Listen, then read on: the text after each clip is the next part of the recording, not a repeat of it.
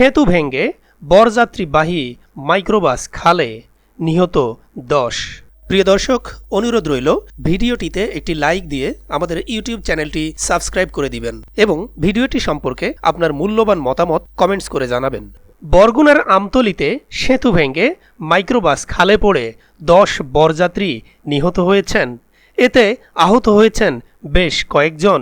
22 June শনিবার দুপুরে উপজেলার হলদিয়াহাট সংলগ্ন একটি লোহার সেতু ভেঙে এ দুর্ঘটনা ঘটে।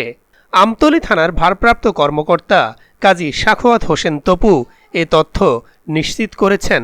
স্থানীয়রা জানান, দুপুর 2টার দিকে হলদিয়া ইউনিয়নের ঝুঁকিপূর্ণ ব্রিজ দিয়ে একটি মাইক্রোবাস ও অটোরিকশা পার হওয়ার সময় ব্রিজ ভেঙে খালে পড়ে যায়।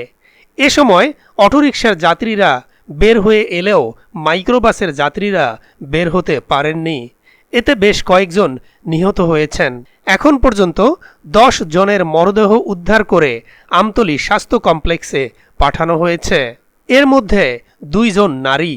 আরও কয়েকজন নিখোঁজ রয়েছেন। তাদের উদ্ধারে কাজ করছেন উদ্ধারকারীরা। আমতলী থানার ওসি জানান, ফায়ার সার্ভিসের ডুবুরি দল ও স্থানীয়রা উদ্ধার কাজ চালাচ্ছেন। ডুবে যাওয়া মাইক্রোবাসের মধ্যে আরও মরদেহ থাকতে পারে।